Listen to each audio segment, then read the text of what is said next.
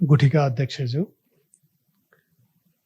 जगदम्बा श्रीबाट सम्मानित श्री टेकवीर मुखियाज्यू, मदन पुरस्कारबाट सम्मानित श्री विवेक ओझाज्यू र सभामा उपस्थित महानुभावहरू, 100-150 वर्ष यता नेपाली समाजमा को, किन र कसरी ऐतिहासिक भए, साझा कर्म र पेशा अपनाउने सामाजिक समूहको रूपमा ती कसरी छुट्टिए, तिनको इतिहास चिन्तन कस्तो रह्यो, यस सम्बन्धी रूपरेखासम्म नपाइने होइन, तर सग्लो अनुसन्धान भएको मलाई लाग्दैन। इतिहास चिन्तन सम्बन्धी एउटा प्रस्तावमाथि केही समय यता मैले सोचिरहेकोले यो अवसरमा त्यसको भूमिका बाँध्न खोजेको छु र पाएको छोटो समयभित्र सिँगै भूमिका त होइन, त्यसको शिर बेहोरासम्म बटुल्ने प्रयास गर्नेछु। विषयभित्र पस्न अघि 2वटा बुँदा यहाँ सम्झिनु उपयोगी हुन सक्छ।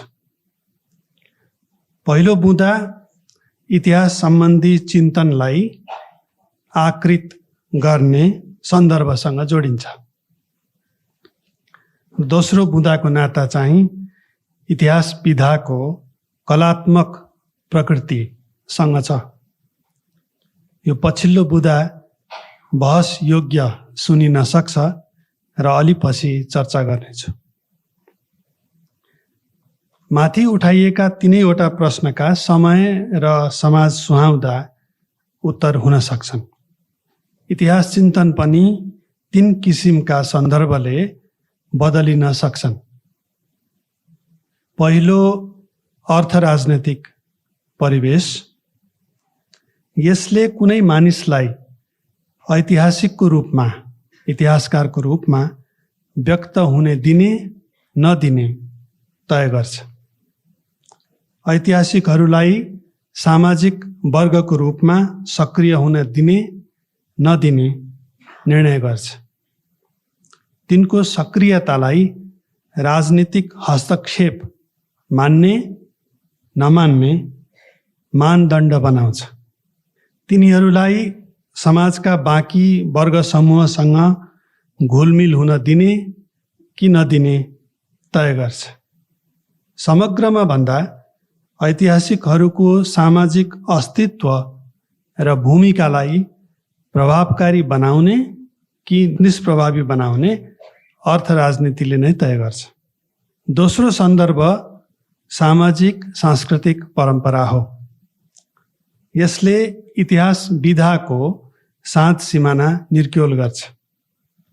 अरू विधा डिसिप्लिन्ससँग इतिहासको लेनदेन नियन्त्रण गर्छ। सँगै इतिहासभित्र मौलिक विमर्शलाई प्रोत्साहित गर्ने कि निरुत्साहित गर्ने निश्चित गर्छ। इतिहास चिन्तन, हिस्टोग्राफीको सूत्रपात, सङ्गठन, स्ट्रक्चर र विस्तार कहाँ खोज्ने अथवा खोज्दा किन पाइएन भन्ने प्रश्नको उत्तर सामाजिक सांस्कृतिक परिवेशमा पाइन्छ। समाजमा साङ्केतिक पुँजी, सिम्बोलिक क्यापिटल, त्यसको वितरण तेस्रो सन्दर्भ हो। साङ्केतिक पुँजीले विपन्न समाजमा प्रतिभा खेर जान्छन्। प्रत्युत्पन्नमती मानिसहरूको दुर्दशा हुन्छ। पैँचो लिएका विद्याको महिमा मण्डन हुन्छ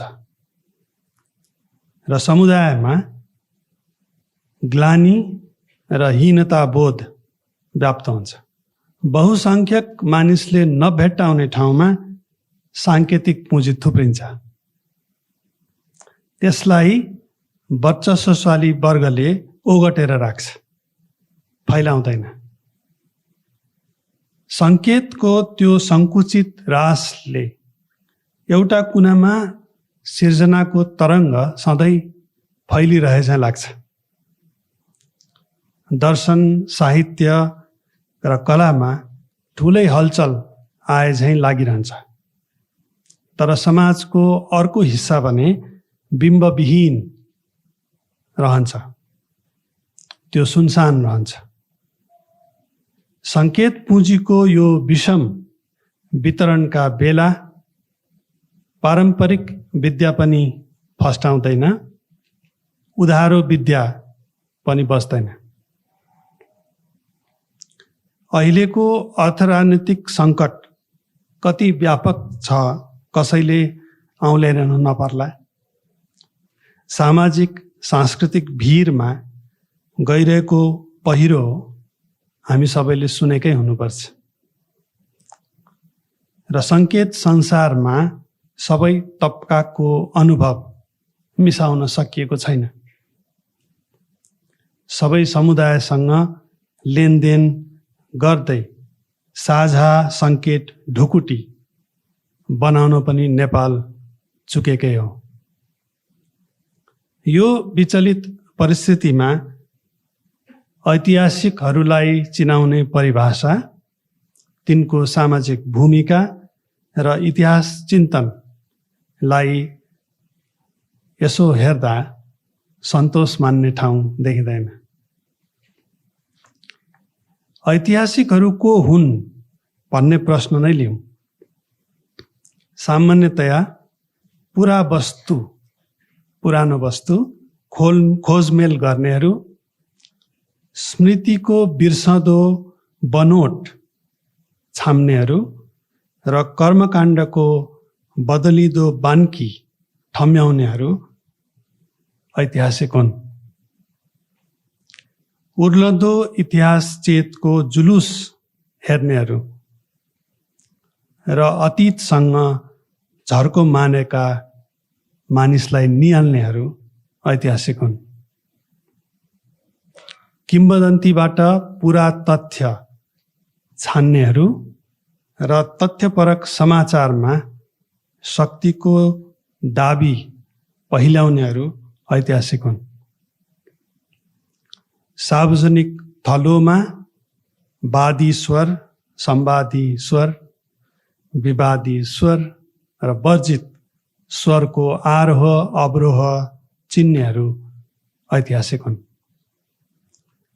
तर यी सामान्य परिभाषा वर्तमान नेपाली समाजमा लागू हुँदैन। नेपाली समाज विकट कालखण्डबाट निस्कन खोज्दैछ। एकतिर मानिसले जति परिश्रम गरे पनि जीवन र धर्म एकैपल्ट निर्वाह गर्न सकिरहेका छैनन्। आँत सुक्न नदिने हो भने आत्मसम्मान धरौटी राख्नुपर्छ। ओत खोज्ने हो भने मरुभूमिमा भासिनुपर्छ। हुर्कँदो परिवारलाई भर दिन खोज्ने हो भने हुर्काएको परिवार छाड्नुपर्छ। अर्कातिर अतिरिक्त श्रम माथि रजगज गर्नेहरूको राज छ। नगद प्रवाहमा नीति निरपेक्ष उभिनेहरू सम्मानित छन्। पुर्खाले छाडेका पर्ती, वन, बगर र मसान घेर्नेहरू बलिया छन्। प्रकृतिले लाखौं वर्ष थुपारेका ढुङ्गा, बालुवा, खानी र पानी बेच्नेहरूको उन्नति छ। एकतिर ठेलमठेल ताती लागेर निस्कनेहरूले अर्थ पठाइरहेका छन् र अर्कोतिर शक्तिशालीले त्यो अर्थ विलासमा सिद्ध्याएर निर्वासनको परिबन्ध फैलाइरहेका छन्। यो दुष्चक्रको फलस्वरूप राज्य, समुदाय र परिवार बीचमा र भित्र सम्बन्धहरू असन्तुलित भएका छन्। पलायनको प्रवृत्तिले सबैतिर गाँसेको छ। असामान्य विभेदका अनेक आयाम देखिएका छन्। कतै पुँजीको चढी नसक्नु रास छ, कतै स्रोतको खडेरी छ, कतै प्रतिभा, क्षमता र अवसर घर घरै फुल्छ, कतै माटो, बिउ र पानी सबै बिग्रे झैँ फल्दै फल्दैन, कतैबाट वंशावलीको गौरवपूर्ण ठेली निस्कन्छ र कतै एउटै नाउँ पुस्तौँसम्म खप्टिन्छ, इतिहास बन्दैन। कतै प्रगतिशील सिर्जनाको फड्को छ, कतै अनुभवलाई इङ्गित गर्ने शब्द भेटिँदैन, कतै बिम्बहरू बहुल छन् र कतै अर्थरिक्त आक्रोशलाई ठाउँ दिने बिम्ब पनि छैन। यस्तो विषम नेपाली परिवेशका बेला धर्म अधर्म, अर्थ अनर्थ, नीति दुर्नीति, संस्कृति कुकृति छुट्याउन सकिँदैन। अतीत भविष्य, पूर्वज वंशज, आदर्श यथार्थको चिन्ता गर्न जगडा स्रोत पाइँदैन। फुर्सद र रचना जोखिमपूर्ण जीवनशैली भएका छन्।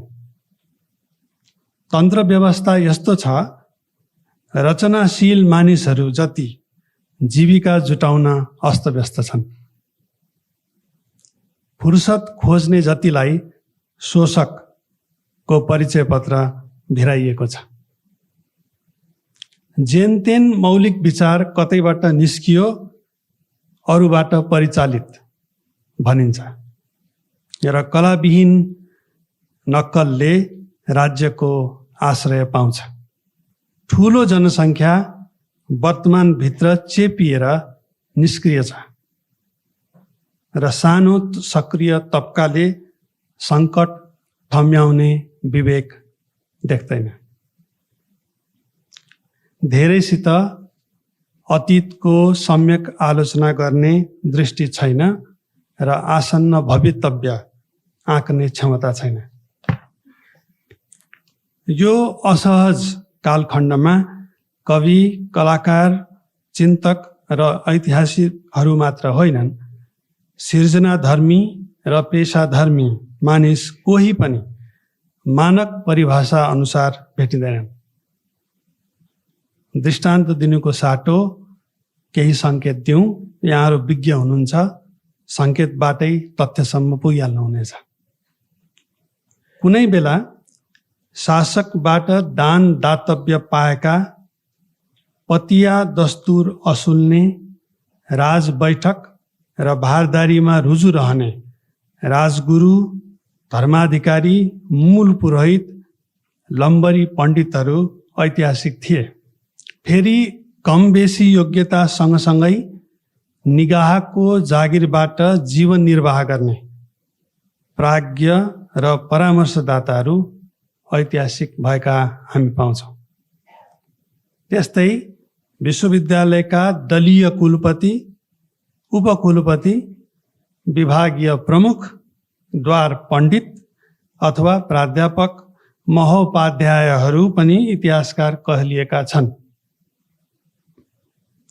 अहिले शासकीय संयन्त्रबाट कृपाको पद पाउन चाहनेहरूको हुलमा ऐतिहासिकहरू पनि भेटिन्छन्।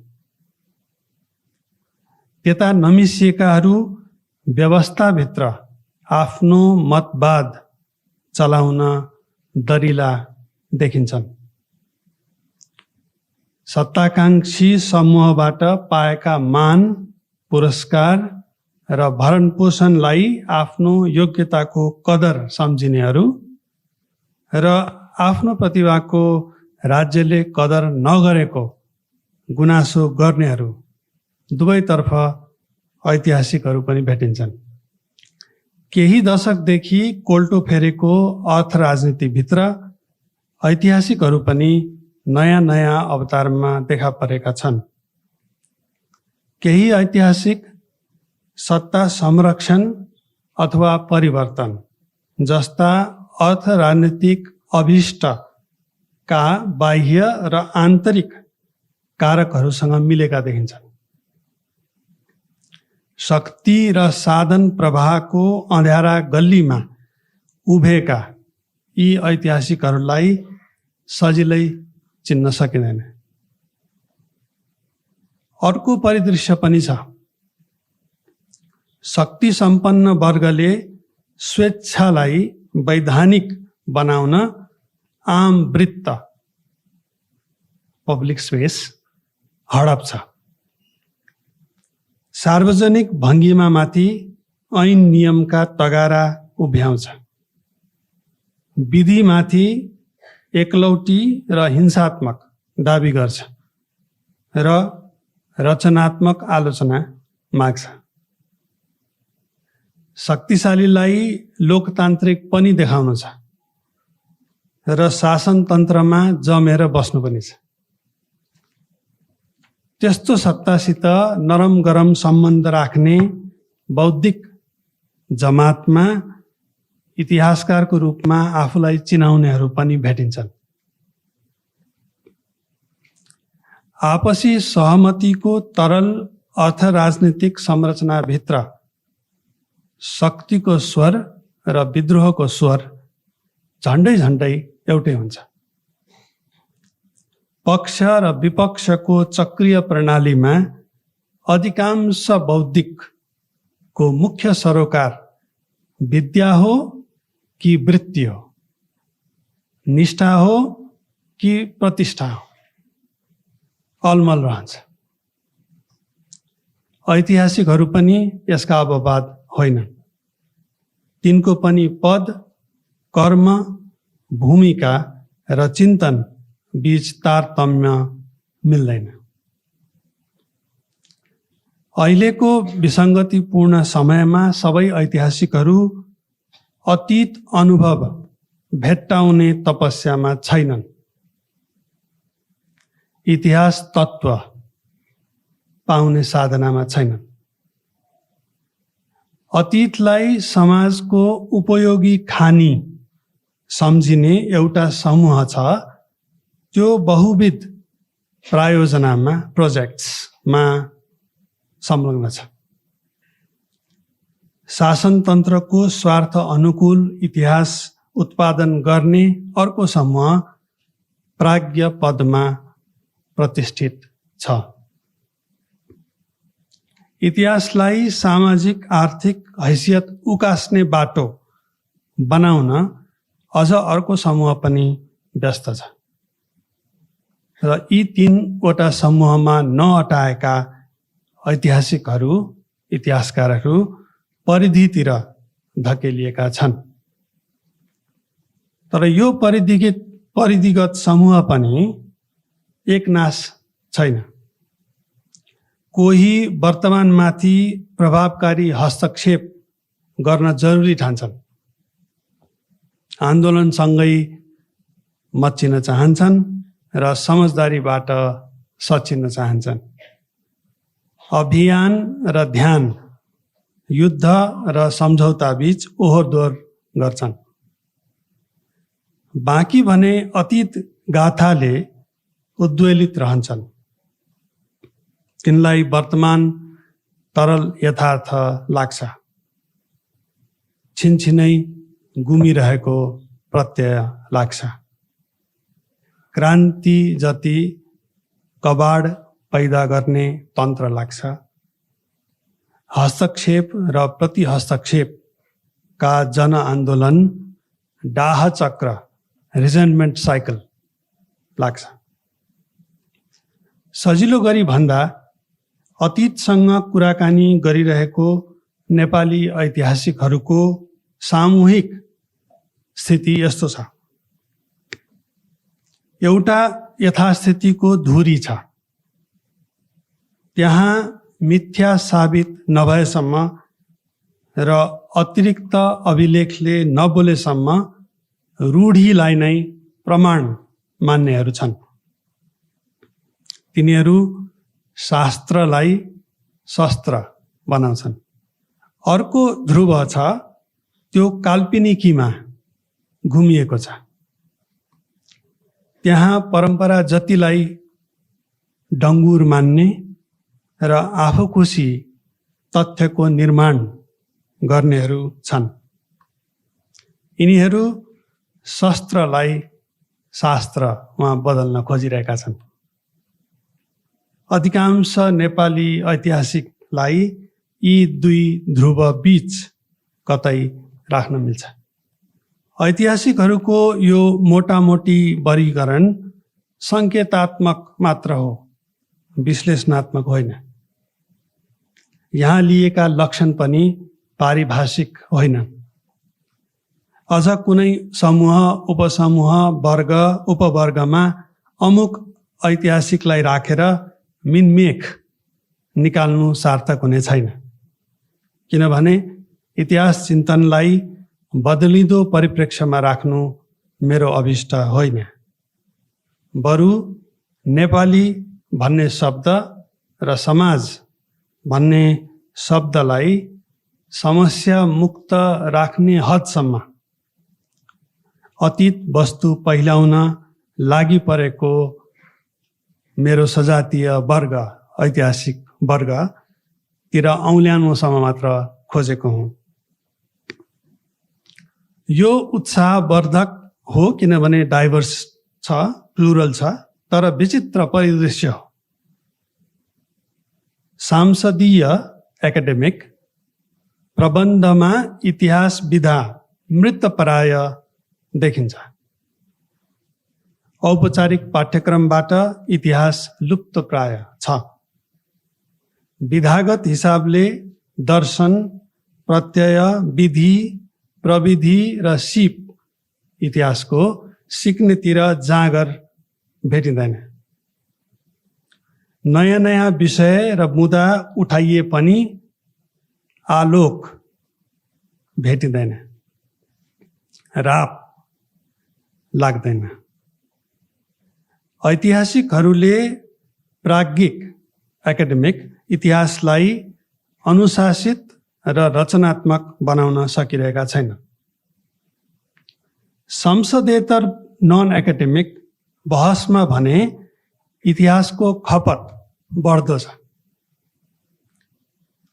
अरूलाई बहिष्कृत राख्न इतिहासलाई हतियार बनाउनेहरू, उपयोगी औजार झैँ चम्काउनेहरू, अथवा इतिहासलाई हराएको सामूहिक अस्मिता जस्तो हेर्नेहरू,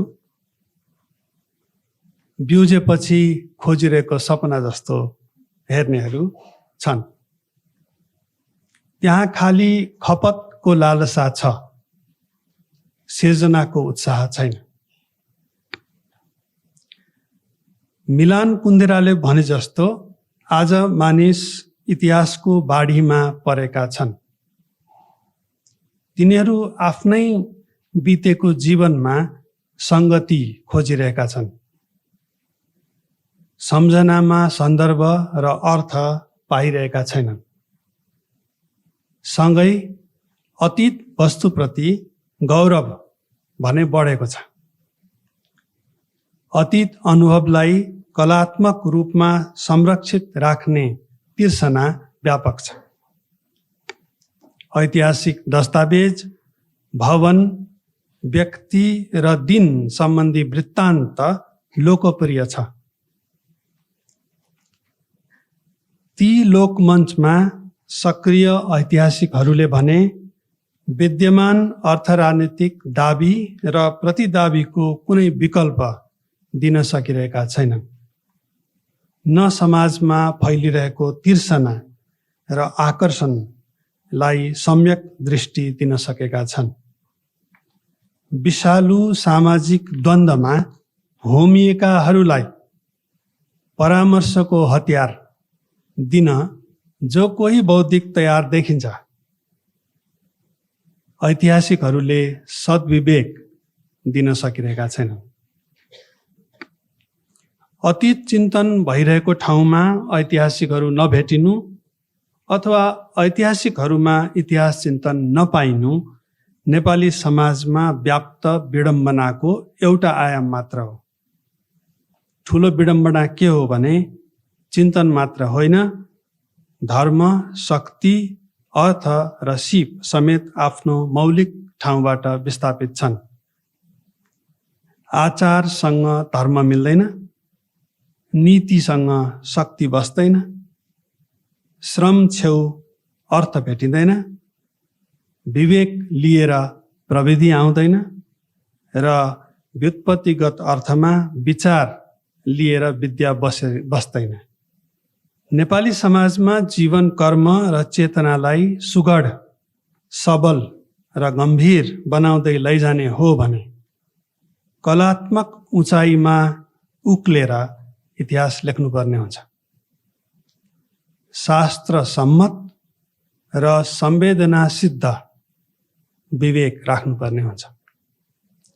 सुरुमा मैले सङ्केत गरेको दोस्रो बहसयोग्य मुद्दा यहाँनिर आउँछ। धर्म, न्याय र नीति जस्ता आध्यात्मिक खोजलाई र दर्शन, साहित्य, कला जस्ता मानवीय मूल्यको प्रस्तावलाई हिजो आज विज्ञान बनाउने चलन छ। चल्तीका वैज्ञानिक परिपाटीसित बेमेल हुने विधालाई खारेज गरिदिने वैज्ञानिक स्वघोषित वैज्ञानिक पनि छन्, अथवा विधागत साथ नागेर ती विद्यास्थानलाई, डिसिप्लिन्सलाई वैज्ञानिक अथवा आधुनिक देखाउने प्रवृत्ति पनि छ। अतीत वस्तुको खोजमेल गर्ने विधि अनेकन छन्, तर तिनमा सञ्चित पुरानो अनुभवलाई वर्तमानमा संवेदना जगाउने प्रक्रिया एउटा कला हो।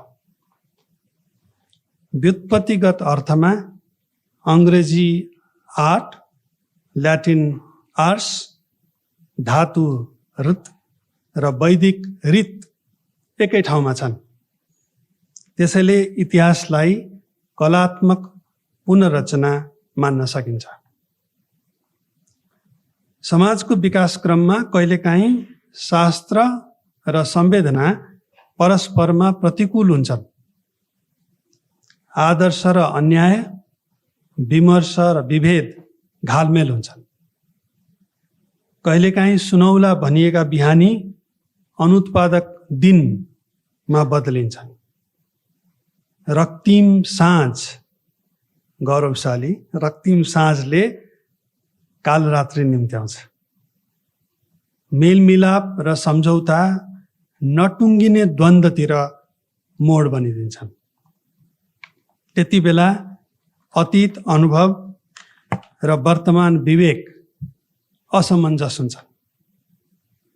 ऐतिहासिकहरूसित परित्राणको, मुक्तिको विकल्प छ त भन्ने प्रश्न आउन सक्छ।